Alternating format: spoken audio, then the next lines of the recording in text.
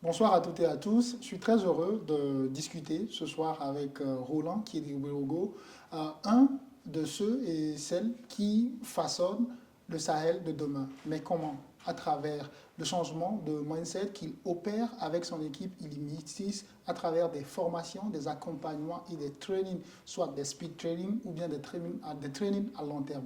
Moi, j'ai eu la chance de le croiser en 2024 lors de la première session des jeunes champions du PNUD, ce programme de jeunes volontaires. Et j'avoue que je suis venu en tant que producteur de contenu sur le projet, mais je suis sorti transformé. Pourquoi?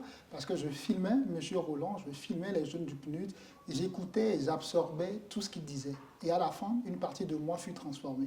Alors, ce soir, j'ai eu la chance de le recevoir encore à Niamey, et je me suis dit, mais pourquoi ne pas faire une petite pause et enregistrer un podcast? C'est l'objet de la discussion de ce soir. Ça va être rapide parce que vous êtes là pour un speed training. On va faire un speed podcast. J'espère que Excellent. vous allez bien, M. Roland. Je suis en pleine forme, Olivier. Merci pour cette opportunité et bonjour à tous.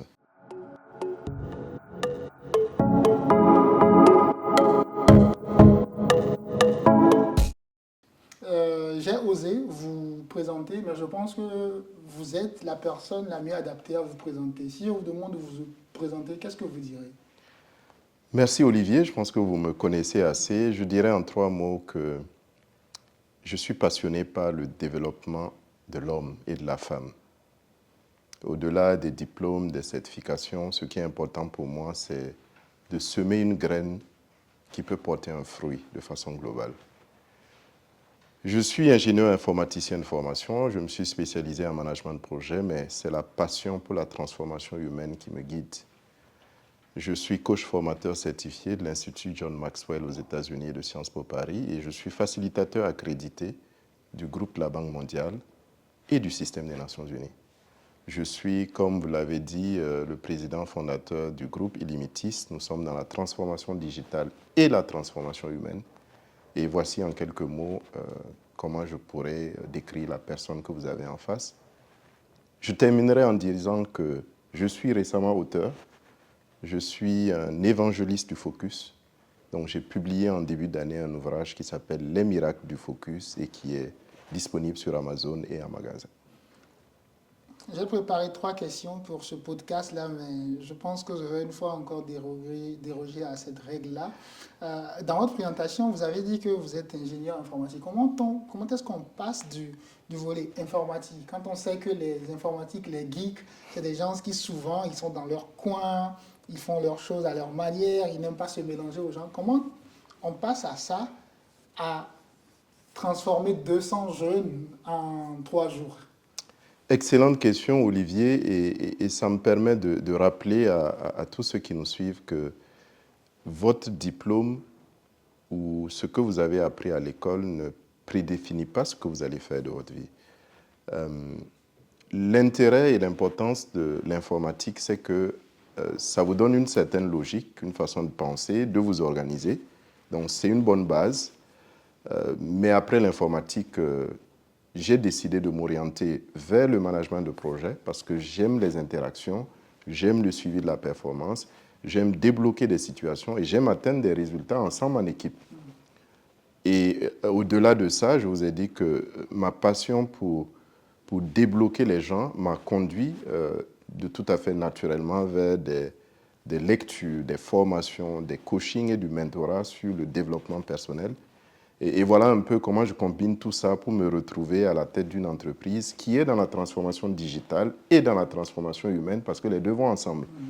Vous avez des ressources formées qui n'utilisent pas les bons outils, ils ne vont pas atteindre le niveau de performance attendu. Exactement. Vous avez d'excellents outils, mais avec des personnes qui ne sont pas formées, qui ne savent pas les utiliser, pas seulement des attitudes, mais aussi des aptitudes, ça va rester à côté. Donc voici un peu. Et tout changement commence par comment vous vous représentez, qui vous êtes et qui vous voulez être vraiment. Et surtout, au-delà de ça, quel impact vous pouvez avoir au-delà de votre entreprise, de votre communauté, sur beaucoup d'autres personnes. On va revenir au sujet principal de ce podcast-là. Je disais à l'intro que je vous ai rencontré en 2024. La mission, c'était accompagné plus de, je pense, 42. 42 jeunes Nigériens qui vont faire leur première entrée dans le système des Nations Unies. Pour certains, c'était le premier job, le premier emploi. Pour la plupart et pour les 42, c'était la première fois qu'ils mettent pied au système des Nations Unies. Quand vous avez rencontré cette jeunesse en 2024, quel est le premier constat que vous avez fait? Bonne question et je voudrais profiter de cette audience, de cette opportunité pour exprimer ma gratitude au PNUD Niger qui a eu confiance en moi et à mon équipe pour accompagner 42 jeunes dans leur immersion dans le système des Nations Unies pendant 9 mois. Le constat que nous avons fait, c'est, comme vous le savez, les jeunes en veulent, les jeunes ont du potentiel, mais dans un pays comme le Niger et dans presque tous les pays africains, les jeunes sont confrontés justement à cette problématique d'avoir une première expérience professionnelle avant de pouvoir postuler ou alors obtenir un autre emploi. Lorsque vous déposez votre CV, on vous demande une expérience. Il faut commencer quelque part. Donc, en cela, l'initiative du PNUD est salutaire pour dire, OK, nous, on accueille 42 jeunes stagiaires qui ont été sélectionnés sur plus de 3000 candidats, vous imaginez, pour les accompagner pendant 6 mois, pour les doter des aptitudes et des attitudes requises en milieu professionnel et leur permettre de découvrir le système des Nations Unies. C'est une opportunité exceptionnelle dont rêvent des millions de jeunes Africains. Nous avons constaté des jeunes ambitieux, mais des jeunes qui manquaient souvent de confiance en eux-mêmes et en elles-mêmes. Nous avons constaté des jeunes qui avaient un certain nombre de blocages, que j'appellerais des blocages plutôt mentaux, n'est-ce pas? Et nous avons travaillé ensemble à débloquer, à mettre les jeunes, comme la représentante résidente l'a dit, sur la première marche et à leur montrer l'opportunité qu'ils avaient et surtout le potentiel qu'ils avaient. Donc, après 9 mois au système des Nations Unies comme stagiaires, certains ont été retenus et ont continué directement dans le système des Nations Unies. D'autres ont pu, à partir de ce bagage, de cette expérience unique, accéder à d'autres opportunités ou alors lancer leur business et surtout s'ouvrir au monde, se faire connaître et découvrir d'autres façons de travailler, d'interagir et de se développer. Alors, pour un jeune qui regarde ce podcast-là, la plupart des jeunes que je rencontre pendant ce programme, ils me disent mais Olivier, tu sais, ça fait longtemps que je dépose des CV, ça fait longtemps que je fais des lettres de motivation. Je ne crois même plus qu'un jour on pourrait me recruter. Est-ce que vous pensez que cette attente que les gens ont pendant de leur diplôme au premier emploi peut jouer sur leur confiance? Oui, bien évidemment, parce que lorsqu'on termine, on veut rapidement avoir quelque chose. Vous connaissez un peu les conditions socio-économiques dans lesquelles nous vivons. Et on a quand même fait 3 ans, 4 ans, 5 ans d'études en espérant avoir un boulot rapidement. Donc c'est une attente légitime. Et hier, en session, je parlais aux jeunes justement et je leur disais que si tu as déposé ton CV 10 fois et tu n'as pas eu de réponse et puis tu t'es découragé, c'est que tu n'as pas encore commencé, n'est-ce pas? Le monde de l'emploi est ce qu'il est aujourd'hui, donc il faut continuer hein, et il ne faut pas s'arrêter, surtout si on a ciblé le type d'entreprise dans laquelle on est. Au-delà de cela, moi, j'ai rappelé aux jeunes que souvent tu cherches une certaine expérience, mais elle n'est pas disponible à côté. Tout ce que tu as à côté, tu prends et puis tu commences. Le problème, justement, c'est qu'ils ont du mal à avoir cette première opportunité. Ça crée un blocage chez certains, mais nous avons échangé ensemble, nous leur avons donné des astuces. Parce que, juste pour vous donner un exemple, j'ai pris des exemples sur les avis de recrutement que nous lançons dans notre société Illimitis. Et j'ai montré aux jeunes que certains ne savent même pas comment rédiger un bon CV, certains ne savent même pas comment s'entretenir avec un recruteur. Et le pire dans tout ça, moi je dirais que la plupart d'entre eux manquent de confiance et d'estime en eux-mêmes et en elles-mêmes.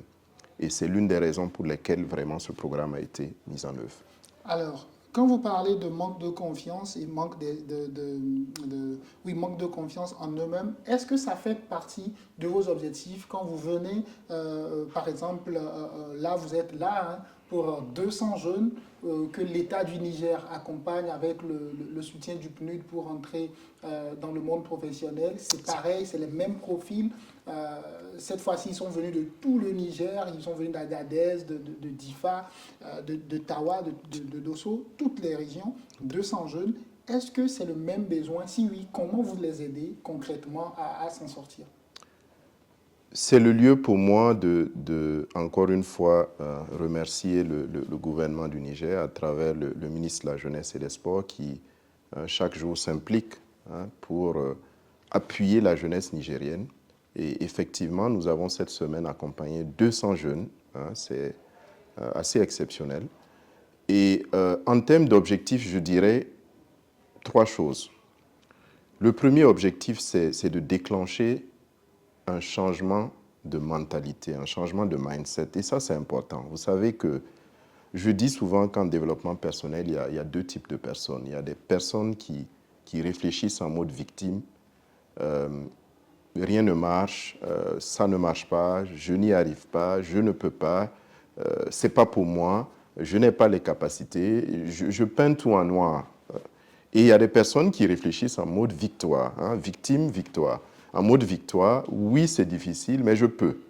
Et je dis aussi souvent que ce n'est pas de ta faute si tu es dans l'environnement dans lequel tu es aujourd'hui, mais c'est ta responsabilité de faire changer cet environnement ou d'évoluer malgré les contraintes de cet environnement, et c'est cela la résilience. Donc, premier élément, déclencher un changement de mentalité, de mindset en termes de qui je suis, qui je vaux, et permettre aux jeunes de continuer à rêver, malgré les difficultés qu'on peut connaître. Deuxième objectif, je dirais, c'est constituer un vivier de jeunes talents qui sont prêts. Je pense que les entreprises privées, je pense que les institutions, je pense que les organisations gouvernementales seront contentes d'accueillir de jeunes stagiaires qui connaissent déjà l'éthique et les attitudes professionnelles, qui savent comment rédiger sur le plan administratif, des jeunes qui savent ce que c'est que le leadership, des jeunes qui savent ce qu'on attend d'eux, des jeunes qui savent ce que c'est que l'engagement communautaire. Voilà, ils sont déjà prêts et ça ne va pas être comme vous et moi, Olivier, qui avons appris sur le tas avec tout le temps que ça peut prendre pour apprendre. Donc, former les attitudes, mais aussi les aptitudes pour les positionner. Et les attitudes sont vraiment importantes parce que je voudrais citer ici Zig Ziglar qui disait votre attitude et non votre aptitude déterminera votre altitude. Fin de citation. Donc, ce n'est pas seulement ce que j'ai appris à l'école, mais c'est surtout, vous l'avez vu, on a parlé de communication interpersonnelle. On a fait des modules sur comment vaincre sa timidité, oser s'affirmer, et ça, c'est des choses qui parlent aux jeunes. Troisième et dernier objectif, je dirais, à travers ce programme, les repositionner comme des acteurs du changement. Vous savez, Olivier, on peut se plaindre de tout et de tout le monde chaque jour. Effectivement, il y a des problèmes, et on sait qu'il y a énormément de problèmes. À un moment donné, il faut se dire, est-ce que je vais continuer à pleurnicher ou alors je vais me demander, OK, qu'est-ce que je peux faire maintenant et aujourd'hui, sans forcément attendre que quelqu'un vienne me sauver, parce qu'on peut rejeter la faute sur tout le monde.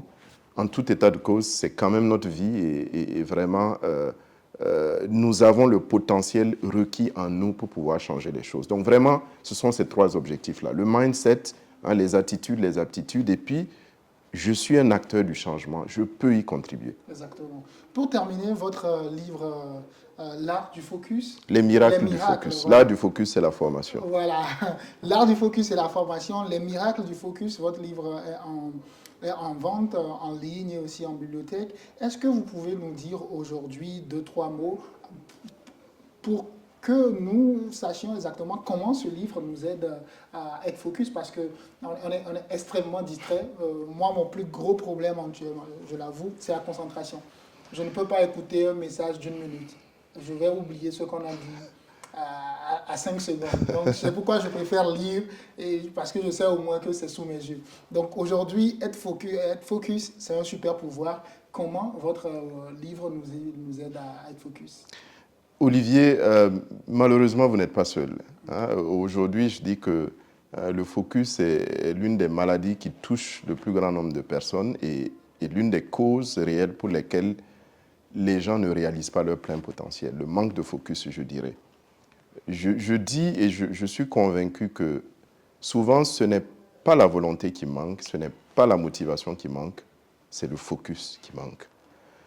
Mon livre s'intitule « Les miracles du focus » et il est sous-titré « Comment sortir de la spirale infernale ». La spirale infernale, c'est la déconcentration, la dispersion, pour oser vivre la vie que vous méritez. Parce que je pense que chacun de nous mérite une vie pleine de sens, pleine d'impact, mais ça ne se fait pas dans un rêve ou dans un cauchemar, ça se fait dans l'action. Et c'est un processus aussi. Et c'est un processus. Donc, dans cet ouvrage, je questionne la raison pour laquelle on n'est pas focus, et ça va vous étonner.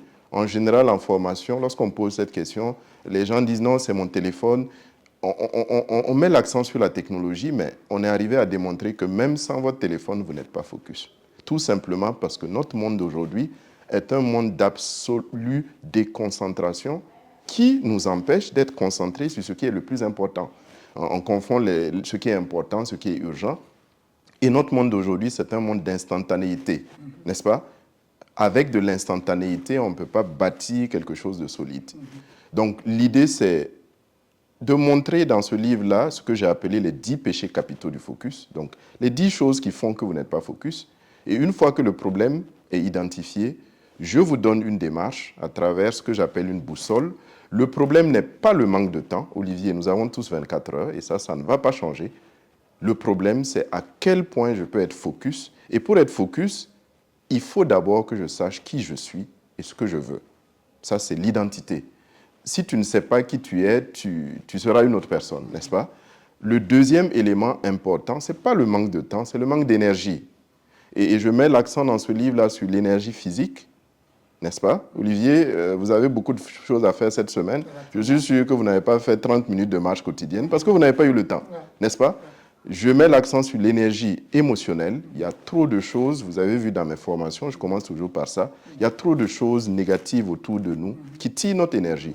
Je mets l'accent sur l'énergie spirituelle parce que vous et moi, on doit rester connectés à quelque chose qui est de plus grand que nous. Ensuite, je mets l'accent sur les actions. Identité, énergie, action. Quelle action tu as faite aujourd'hui pour te rapprocher de la personne que tu es? Enfin, on regarde ensemble pour se dire, OK, tu as tout ça. Comment tu fais pour que ça devienne une habitude? Les personnes qui ont eu du succès à un moment donné ont accepté de laisser tomber ce qui était superflu pour se concentrer sur ce qui était essentiel pour eux. Et je fais cette approche aussi bien dans la vie personnelle que professionnelle. Parce que le problème qu'on a, c'est que lorsqu'on parle de focus, on pense juste au boulot. Donc, je dis en formation d'ailleurs que lorsque vous faites votre to-do list la journée, faites un tableau à 2 colonnes, où dans la première colonne, vous avez vos activités personnelles et dans la deuxième colonne, vous avez vos activités professionnelles. Sinon, je vous assure que vous passez à côté de choses importantes. Merci beaucoup. C'est moi. Le livre est là, vous pouvez aller chercher, payer, et surtout l'auto-formation, c'est la clé aujourd'hui. Je sais que Roland nous l'a dit plusieurs fois en formation, et puis je vous le répète aujourd'hui. Roland, est-ce que c'est le dernier livre ou bien il y a des livres, il y a des projets de rédaction? Excellente question. Je pense que lorsqu'on a pu faire un, c'est facile de faire les autres. Okay. Et par la grâce de Dieu, ce livre a eu vraiment un écho favorable. Je vous donne juste une anecdote. Il y a une des jeunes de la cohorte dernière qui est venue sous la pluie à mon hôtel parce qu'elle tenait à avoir le livre. Elle m'a raconté son histoire. Ce livre m'a permis de rencontrer des personnes extraordinaires. Et pour moi, c'est la graine qui a été semée. Je suis en train de travailler sur le focus pour les jeunes et les adolescents, parce que ce n'est pas la même chose, ce n'est pas du tout la même chose. Je suis en train de travailler sur d'autres thèmes liés au focus. Rendez-vous en 2026, par la grâce de Dieu, pour voir la suite. Que Dieu nous donne la santé. Amen. Merci beaucoup. Merci Olivier. Vous êtes mon homo, hein? Je suis Roland Olivier. Alors, merci Olivier pour tout ce que vous faites, n'est-ce pas? Pour moi. Et je tiens à vous féliciter. Vous avez une équipe formidable, hein, je l'ai souligné. Vous incarnez le leadership dont on a besoin pour la jeunesse et j'espère qu'un jour, j'aurai l'occasion de vous interviewer sur votre histoire, parce que c'est vous qui interviewez les gens, mais j'aimerais que vos téléspectateurs soient attentifs au podcast que je ferai un jour pour raconter votre histoire. Si Dieu le veut. Merci beaucoup. Inch'Allah. Merci à tous et à très bientôt. Merci. Beaucoup, M. Roland. C'est un plaisir.